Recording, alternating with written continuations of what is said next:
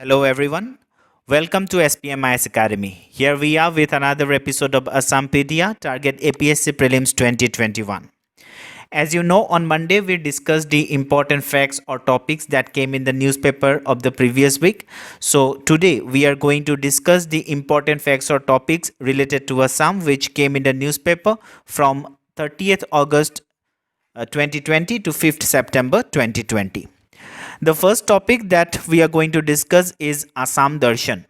So, this Assam Darshan scheme was launched by the Assam government in February 2020, and this program is designed to develop and publicize various places of tourist interest, including those blessed with natural beauty as well as those of religious or historical importance. So basically এই আসাম দৰ্শন স্কিমটোৰ আণ্ডাৰত কি কৰা হ'ব যে যোনবিলাক places of religious or historical importance আছে বা যোনবিলাক প্ৰাকৃতিক সৌন্দৰ্যৰে ভৰা যোনবিলাক জেগা আছে সেই জেগাবিলাক ডেভেলপ কৰা হ'ব আৰু পপুলাৰাইজ কৰা হ'ব। ইয়াৰ ফলত কি হ'ব? ইয়াৰ ফলত আমাৰ যোনটো টুৰিজিম ইণ্ডাষ্ট্ৰী আছে অসমত সেই টুৰিজিম ইণ্ডাষ্ট্ৰীটোৰ বেনিফিট হ'ব, right? This tourism industry will be greatly benefited from this scheme and this places will be able to attract more and more tourist from all over the world. So' সেইকাৰণে এই religious প্লেচবিলাক বা এই historical ছিগনিফিকেঞ্চৰ যোনবিলাক জেগা আছে বা natural বিউটিৰে ভৰা যোনবিলাক প্লেচ আছে সেই প্লেচবিলাক ডেভেলপ কৰা হ'ব under this scheme. Now this scheme is divided into 4 components. Total 4টা কম্পনেণ্ট আছে এই স্কিমটোৰ। ফাৰ্ষ্ট, এনুইটি গ্ৰেণ্ট টু দেৱালয়াছ। যোনবিলাক মন্দিৰ আছে সেই মন্দিৰবিলাকক এটা এনুৱেল গ্ৰেণ্ট দিয়া হ'ব মেইনটেনেঞ্চৰ কাৰণে। Second component is improving basic infrastructure of places of natural beauty and historical significance. যোনবিলাক historical significance or জেগা আছে, for example য'ত আমাৰ পুৰণা monuments বিলাক আছে, architecture বিলাক আছে, সেই জেগাবিলাক হৈ গ'ল বা প্ৰাকৃতিক সৌন্দৰ্যৰে ভৰা যোনবিলাক জেগা আছে সেই জেগাবিলাকৰ বেছিক ইনফ্ৰাষ্ট্ৰাকচাৰটো ইম্প্ৰুভ কৰা হ'ব। তাতে যোনবিলাক ভিজিটাৰ্ছ আহিব, যোনবিলাক টুৰিষ্ট আহিব, তেখেতসকলৰ কাৰণে কিছু সুবিধাৰ বন্দোবস্ত কৰা হ'ব, ব্যৱস্থা কৰা হ'ব, ৰাইট? তেখেতসকল ৰেষ্ট লোৱাৰ কাৰণে বা তাতে তেখেতসকলে যাতে কোনো প্ৰব্লেম নোহোৱাকৈ তেখেতে ভিজিট কৰিব পাৰে তাৰ কাৰণে যোনবিলাক বেছিক ইনফ্ৰাষ্ট্ৰাকচাৰৰ দৰকাৰ সেই ইনফ্ৰাষ্ট্ৰাকচাৰবিলাক তাতে ডেভেলপ কৰা হ'ব। The third component is improving key infrastructure in religious places. যোনবিলাক মন্দিৰ, মছজিদ, সত্ৰ এই যোনবিলাক ৰিলিজিয়াছ প্লেচেছ আছে সেই ৰিলিজিয়াছ প্লেচবিলাকতো কিছুমান বেছিক এমিনিটিজ প্ৰভাইড কৰা হ'ব। ইয়াৰে কিছুমান কি ইনফ্ৰাষ্ট্ৰাকচাৰ ইম্প্ৰুভ কৰা হ'ব। ফৰ এক্সাম্পল যেতিয়া দৰ্শনাৰ্থীবিলাক আহিব, ডিভটিছবিলাক আহিব, তেখেতসকলৰ কাৰণে খোৱা পানীৰ ব্যৱস্থা কৰা, তেখেতসকলৰ কাৰণে তাতে ৰেষ্ট লোৱাৰ জেগাৰ ব্যৱস্থা কৰা বা তাতে টয়লেটৰ ব্যৱস্থা কৰা, এটা waste management proper waste management system এটা তাতে প্ৰভাইড কৰা। চ' এই যোনবিলাক বেছিক এমিনিটিজ বা কি ইনফ্ৰাষ্ট্ৰাকচাৰ আছে সেই ইনফ্ৰাষ্ট্ৰাকচাৰবিলাক এই থাৰ্ড কম্পনেণ্টটোত সেইবিলাক ইম্প্ৰুভ কৰা হ'ব of the religious places. And the fourth component is improved connectivity for visitors. ৰাস্তা ঘাট যোনবিলাক আছে এই জেগাবিলাকলৈ যোৱাৰ যোনবিলাক ৰাস্তা ঘাট আছে সেই ৰাস্তা ঘাটবিলাক ইম্প্ৰুভ কৰা হ'ব, সেইবিলাক ডেভেলপ কৰা হ'ব। চ' এটা better connectivity provide kora hobo. So these are the 4 components of this scheme, and with these schemes the government is trying to develop and publicize these places of tourist interest, of historical and religious significance. Now this scheme will be implemented by the respective deputy commissioners.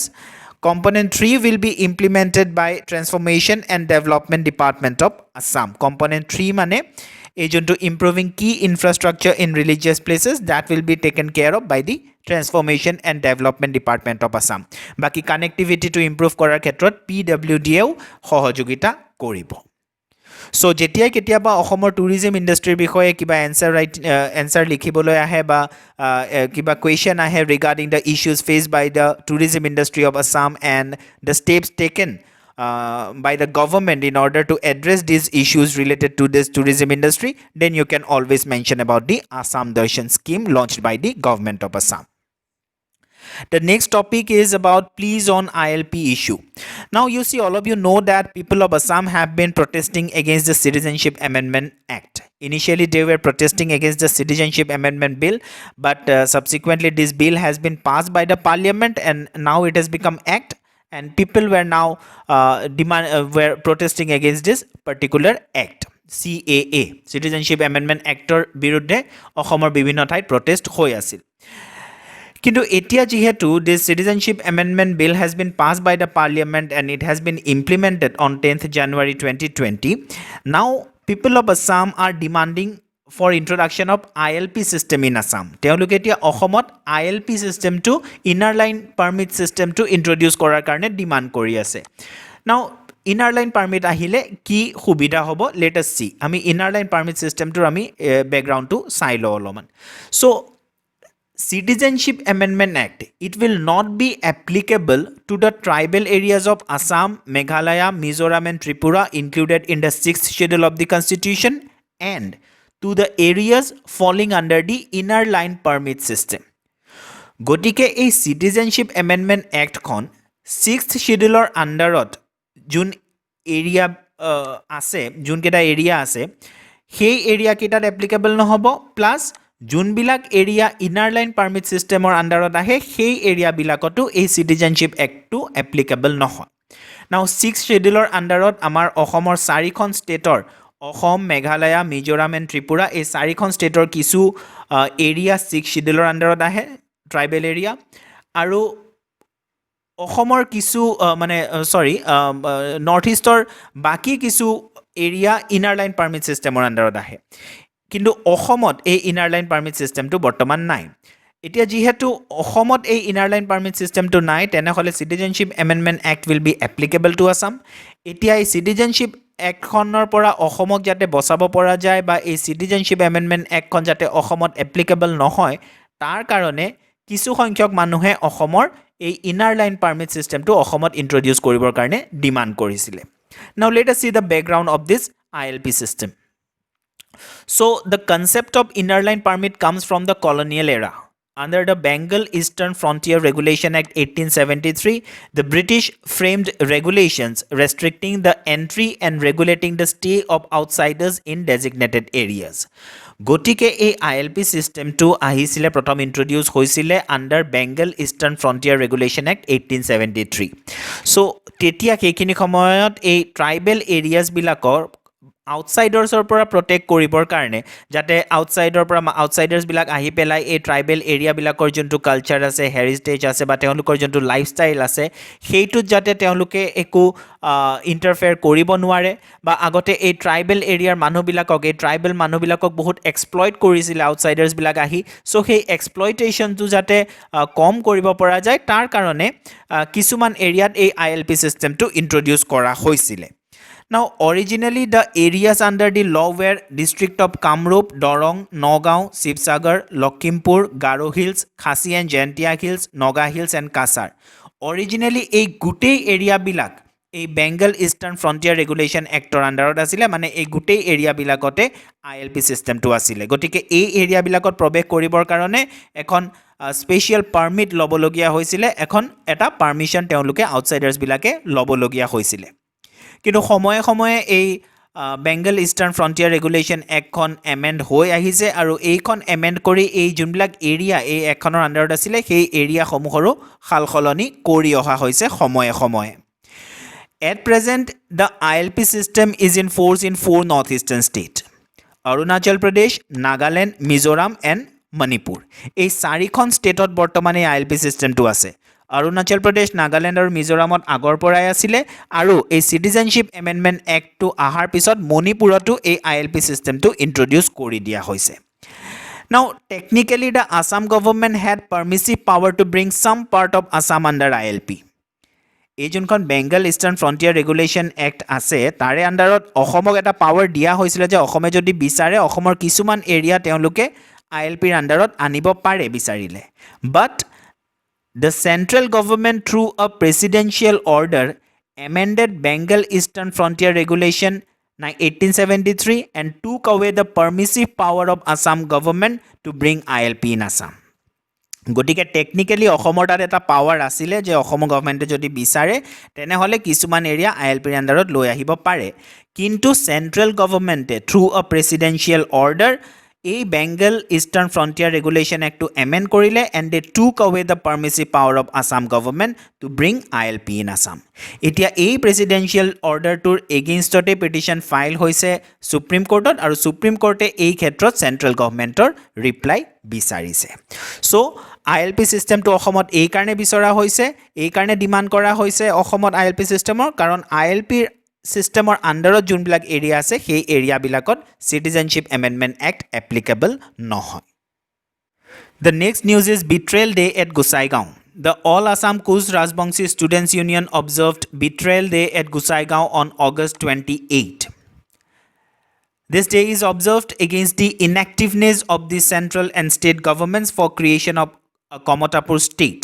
The last king of Komotapur, Dr. Jagat Dipendra Narayan Bhup Bahadur, and the government of India through a historic pact in 1949 had settled to create a Komotapur Class C state. Through this agreement, Komotapur merged with India. গতিকে এই news আৰ্টিকলটোৰ মতে all Assam কুচ Rajbongshi student ইউনিয়নে এটা বিট্ৰেয়েল day, বিশ্বাসঘাতকতা দিৱস, এটা বিট্ৰেয়েল day এটা তেওঁলোকে অবজাৰ্ভ কৰিছে অন অগষ্ট 28। এই ডেটো অবজাৰ্ভ কৰা হৈছে কাৰণ চেণ্ট্ৰেল গভৰ্ণমেণ্ট বা ষ্টেট গভৰ্ণমেণ্টে কমতাপুৰ ষ্টেট এখন ক্ৰিয়েট কৰিবৰ কাৰণে এতিয়ালৈকে কোনো পদক্ষেপ হাতত লোৱা নাই। আৰু তেওঁলোকৰ মতে কমতাপুৰৰ যোনজন লাষ্ট ৰজা আছিলে ডক্টৰ জগত দীপেন্দ্ৰ নাৰায়ণ ভূপ বাহাদুৰ, সেই ৰজাৰ আৰু গভৰ্ণমেণ্ট অফ ইণ্ডিয়াৰ মাজত এটা চুক্তি হৈছিলে। A historic pact was signed between the last king and the government of India in 1949 and according to this pact this Komotapur Class C state was to be created by the government. তেওঁলোকে কৈছিলে যে Class C state এটা কৰিব। Now in Indian polity you must have studied যে আগতে যোনবিলাক আমাৰ state আছিলে সেই ষ্টেটবিলাকক 4টা ক্লাছত ডিভাইড কৰা হৈছিলে, class A, class B, class C, class D এনেকৈ। চ' সেই চিষ্টেমটো পিছত উঠাই দিয়া হ'ল, কিন্তু সেইখিনি সময়ত কমতাপুৰ ষ্টেটটো এটা ক্লাছ C ষ্টেট হিচাপে ক্ৰিয়েট কৰিব বুলি সেই পেক্টটোত কোৱা হৈছিলে। কিন্তু তাৰ পিছত সেই ক্ষেত্ৰত চেণ্ট্ৰেল গভৰ্ণমেণ্ট বা আছাম গভৰ্ণমেণ্টে কোনো পদক্ষেপ যিহেতু হাতত লোৱা নাই, তাৰ বাবে এই বিট্ৰেয়েল ডেটো অবজাৰ্ভ কৰা হৈছে গোসাইগাঁৱত। The next topic is about Varsity Bill. The State Assembly has passed the Birangana Khoti Khadini Rajyik Vishwavidyalaya Bill 2020. The university will be set up at Golaghat to commemorate the queen of the Sutia dynasty, Sati Sadhini. গতিকে এই বিশ্ববিদ্যালয়খন বীৰংগনা সতী সাধিনী ৰাজ্যিক বিশ্ববিদ্যালয়খন গোলাঘাটত set up কৰা হ'ব। That is important for our prelims, right? Birangana Sati Sadhini ৰাজ্যিক বিশ্ববিদ্যালয়খন ক'ত স্থাপন কৰা হ'ব? গোলাঘাটত। নাও ইট ইজ টু কমেমৰেট, নামটো যোনটো ৰখা হৈছে that is to commemorate the last queen of Chutiya dynasty Sati Sadhini. So' let us see some facts about Sati Sadhini. Now Sati Sadhini was the daughter of Dharmadhwaj Pal or Dhir Narayan. She was the wife of the last Sutia king Nitipal. Now Nitipal was killed by Ahoms during the rule of Suhungmung. Suhungmungor শাসন কালত আমি জানো যে Sutia kingdom was annexed to the Ahom kingdom. আমি অসম হিষ্ট্ৰীত ইয়াৰ বিষয়ে আমি পঢ়িছোঁ। Now to save her honor after the defeat, Sati Sadhini sacrificed her life by jumping from the top of Chandragiri hill near Hodia in 1524. গতিকে যেতিয়া নীতিপালক হত্যা কৰা হয় আৰু চুতীয়াসকল পৰাস্ত্ৰ হয় আহোমৰ হাতত, তেতিয়া নিজৰ সতীত্ব ৰক্ষাৰ কাৰণে সেইখিনি সময়ৰ Chutiya queen Sadhini she sacrificed her life by jumping from the top of the Chandragiri hill.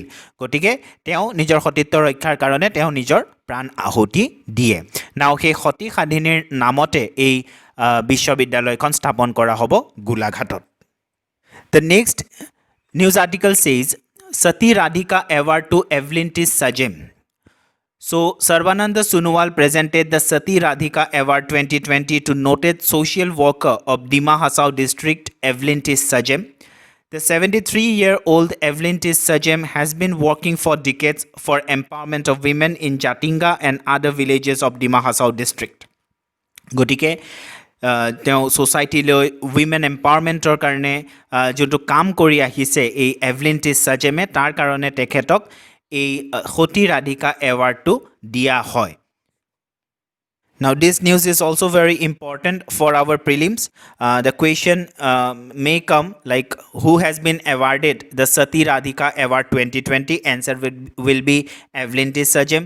Question may come like Evelyn T. Sajem who has been awarded with the Sati Radhika Award belong to which district? then the answer will be Dima Hasao district.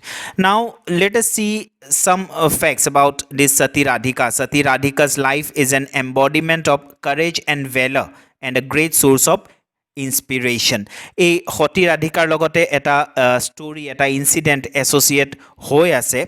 According to that, the story goes like this. One day, on being informed by the villagers about the impending danger to the paddy fields or households by floods, Sankardev advises them to construct a dike on the stream Tembuoni, the main route of the flood water. To banpani hobo boli janisile gotike kole je ei Tembuoni stream to juntu ase tate kisuman dike construct koribo lage boli Shankardeve kole. Kintu যোনবিলাক গাঁৱৰ ৰাইজ আছিলে they fail to construct the dyke there, তেওঁলোকে কৰিব পৰা নাছিলে, কোনো পধ্যেই তাতে তেওঁলোকে ডাইকবিলাক কনষ্ট্ৰাক্ট কৰিব পৰা নাছিলে। Then Shankardeva asked them to find out a sati, এগৰাকী সতী বিচাৰি উলিয়াব দিলে। Sati you know' sati means a woman of pure and sacred soul. Then he said that you find out a sati who would pour water into the stream thrice with the bamboo made fishing trap which would ensure proper construction of the dike. মাছ মাৰিবলৈ যোনবিলাক জুলুকি বুলি যোনটো কয়, bamboo made fishing ট্ৰেপ, ইয়াতে এইটো যোনটো তেখেতে লৈ আছে, এই জুলুকিৰে যদি তিনিবাৰ এই ষ্ট্ৰীমটোত পানী ঢালিব পাৰে এগৰাকী সতীয়ে, তেনেহ'লে ডাইকৰ কনষ্ট্ৰাকশ্যনৰ কামটো ইয়াতে কৰিব পৰা যাব। Now, this creates a sort of competition among the women of the locality to prove themselves as sati.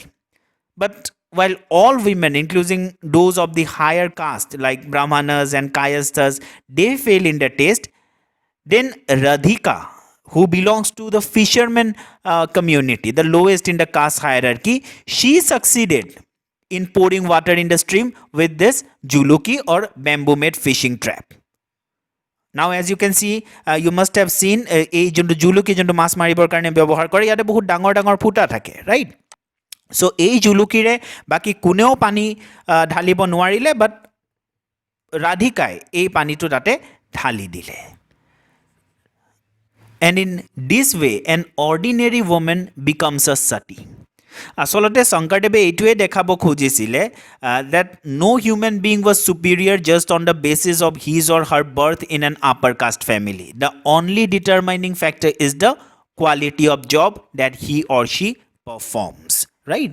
So এইদৰে সতী ৰাধিকাৰ লগত এই ষ্টৰিটো এছ'চিয়েট হৈ আছে। তাৰপিছত সতী ৰাধিকাক কোৱা হয় যে সেইখিনি সময়ৰ ছ'চাইটিটোত সতী ৰাধিকাৰ এটা কণ্ট্ৰিবিউশ্যন আছিলে, তাৰ কাৰণে মানুহৰ মাজতো এই সতী ৰাধিকাৰ বিষয়ে আৰু অলপমান awareness আনিব লাগে about her contributions, and that is why তেওঁৰ নামত এই এৱাৰ্ডটো দিয়া হৈছে to the social worker Evlintis Sajen.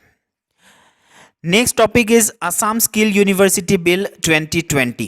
The Assembly has passed Assam Skill University Bill 2020, and the bill provides for setting up a skill university at Mongoldoi in Dorong district. Gotike ekhon Assam Skill University set up kora hobo Dorong districtor Mongoldoit.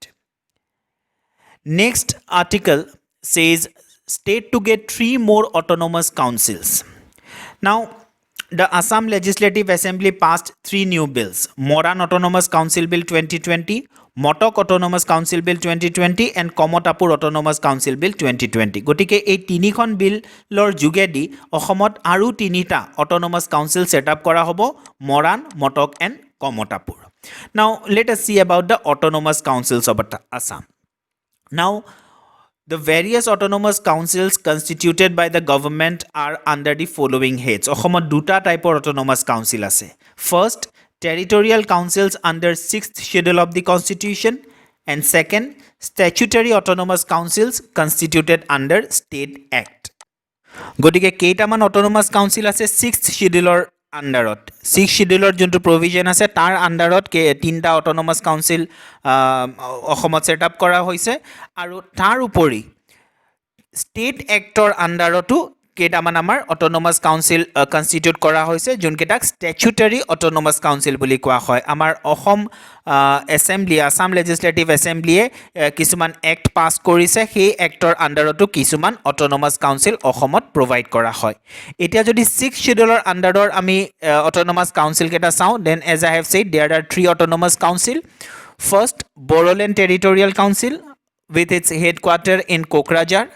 Then Dima Hasao Autonomous District Council with headquarter in Haflong and Karbi Anglong Autonomous District Council with headquarter in Difu. এই তিনটা যোন autonomous council আছে সেইকেইটা constitute কৰা হৈছে under 6th schedule of the constitution.